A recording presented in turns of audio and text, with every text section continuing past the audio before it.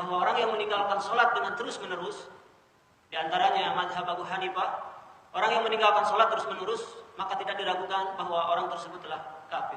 Tidak ada qada di dalam sholat, sebagaimana kata Aisyah radhiyallahu anha, sesungguhnya kami ini diperintahkan untuk mengqada saum, bukan mengqada sholat. Jadi kalau orang yang tidak pernah sholat, bagaimana mau dikatakan dia seorang muslim? Jadi alhamdulillah kita bisa menegakkan sholat semata-mata bukan karena kekuatan kita.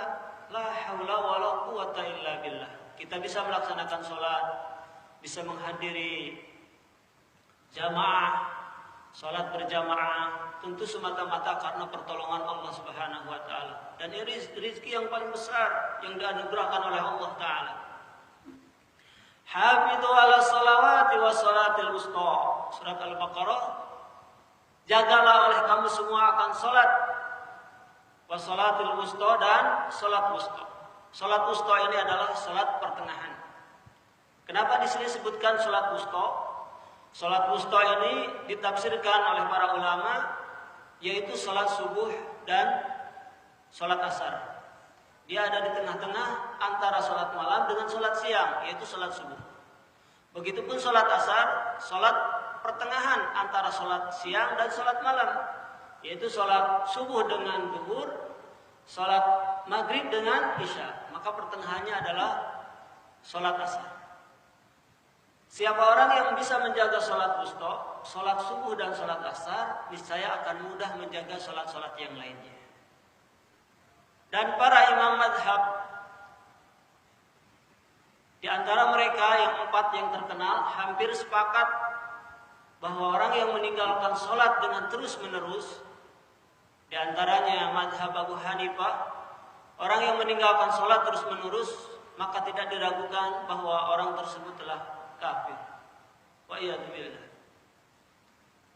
Sehingga saya baca satu tafsir yang mencapai usia 40 tahun, maka hendaklah berdoa dengan doanya Ibrahim alaihissalam. Rabbi ja'alni muqimas sholati wa min dzurriyyati. Wahai Allah, jadikanlah aku ini sebagai orang yang bisa menegakkan sholat, wa min dzurriyyati, dan juga keturunan. Allah Ta'ala berfirman di dalam surat yang lain, wa'mur ahlaka bis sholah wastabir 'alaiha. Perintahkan keluargamu itu untuk mendirikan sholat, wastabir, dan bersabar menempuh jalan itu. Di dalam surat Luqman, ketika Luqman menasihati anaknya, ya bunayya aqimis sholat, wahai anakku tegakkanlah sholat. Adapun sholat semuanya bagi orang yang telah akal balik, dia mampu.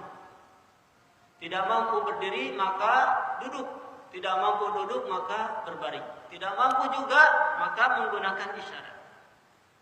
Dan tidak ada bagi laki-laki yang telah balik ini libur sholat, umpamanya dikarenakan sakit keras. Selama dia akalnya sadar, maka selama itu pun dia memiliki kewajiban untuk mendirikan sholat.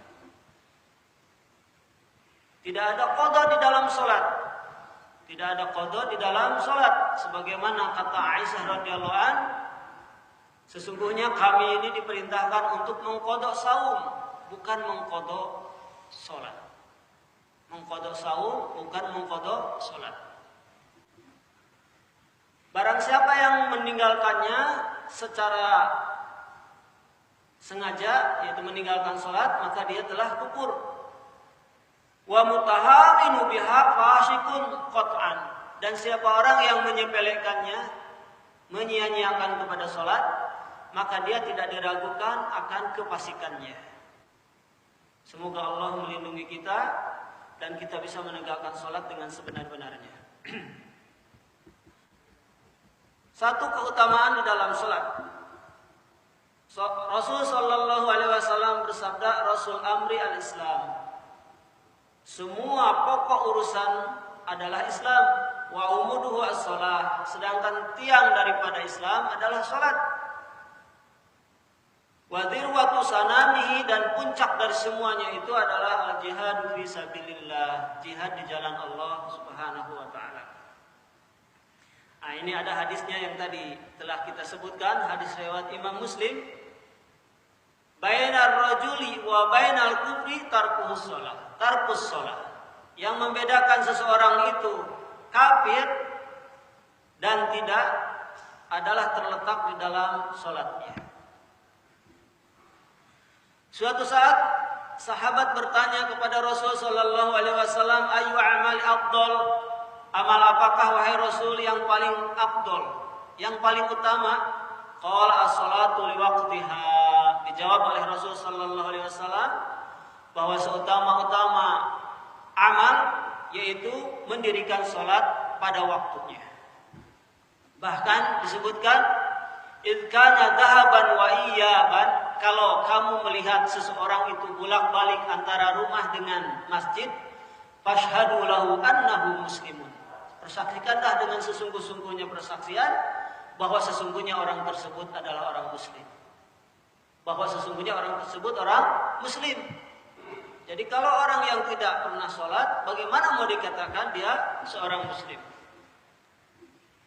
Kemudian yang kelima, bahwa hikmah dari sholat adalah menghapus dosa-dosa. Sebagaimana ini hadis diriwayatkan oleh Imam Muslim. Misal salawatil khams, permisalan sholat 5 waktu itu, kata Rasul, seperti seseorang yang memiliki di depan rumahnya adalah sungai dan dia mandi dalam satu hari 5 kali. Fama taruna dzalika yubqi minad daron. Bagaimana kira-kira kalau seseorang itu mandi dalam sehari 5 kali, apakah ada tersisa kotorannya? Qalu la syai', kata sahabat, ya tentu tidak. Sehari 5 kali mandi, saya akan bersih dirinya. Fa inna salatil khamsa, karena sesungguhnya salat yang 5 waktu tadi, tudhibul dzunuba, dia akan menggugurkan, menghilangkan dosa-dosa, kama yudhibul ma'ud daron, sebagaimana air akan membersihkan kotoran. Yang nomor ke-6, ma min imri'in muslim tahduru shalah maktubah, tidaklah seorang muslim menghadiri salat wajib. Nah, ini bahwa ulama mengkategorikan salat bagi laki-laki datang ke masjid adalah wajib. Salah satu dasarnya adalah ini. Tidaklah seorang laki-laki menghadiri salat wajib di masjid, fayusinul wudu'a, maka dia membaguskan dulu wudunya. Sunnahnya wudu sebelum datang ke masjid di rumah. Wa khusyu'aha, dan menjaga kehusyuannya. Wa ruku'aha, kemudian ruku'nya. Illa kanat kafaratun lima qablaha minadz dzunub.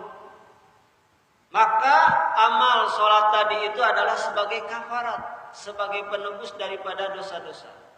Jadi dosanya akan luntur. Malam tu takabiratun, selama dia tidak mengerjakan dosa-dosa besar. Jadi kalau dosa-dosa besar, maka tidak terhapus hanya dengan mengerjakan sholat berjamaah di masjid. Dosa-dosa besar dia akan terhapus dengan taubat. Kalau ada hakul adami, dia kembalikan dulu hak adaminya, hak manusianya. Di antara dosa-dosa besar itu, definisi daripada dosa-dosa besar adalah setiap dosa yang bila dikerjakan tegak padanya had. Atau setiap dosa yang diancam pelakunya itu dengan api neraka. Seperti riba, seperti meminum khamar, seperti berzina, seperti membunuh. Semoga Allah selamatkan kita dari melakukan dosa-dosa besar. Jadi siapa orang yang mengerjakan salat 5 waktu, tidak menyepelekan hak-hak salat, dia betul rukunya, dia betul sujudnya, dia sempurnakan rukun-rukunnya, wajib-wajibnya, dia jaga akan wudunya. Kana lahu 'indallahi 'ahdun. Ini yang tadi di awal telah saya sebutkan, maka baginya dia mendapatkan jaminan di sisi Allah Subhanahu wa taala, ayyadhulul jannah, untuk dimasukkan ke dalam surga. Allahu akbar. Besar ya pahalanya. Jaminan dari Allah Subhanahu wa taala bagi orang yang mendirikan salat 5 waktu dengan benar. Dia sesuai dengan hak-hak daripada salat, tidak menyepelekannya.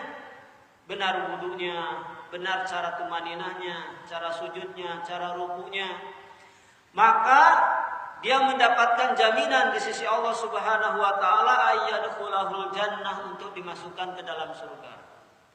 Walam yati bihinna, tapi barang siapa orang yang tidak mengerjakannya, falaysa lahu 'indallahi ahdun, maka orang tersebut tidak ada jaminan di sisi Allah. Insya'a yu'adzibahu, kalau Allah berkehendak Allah akan siksa, wa insya'a ghafara lahu, dan kalau Allah berkehendak Allah akan mengampuninya. Semoga Allah Subhanahu wa taala memberikan rahmat kepada kita untuk bisa menjadi orang-orang yang menegakkan sholat.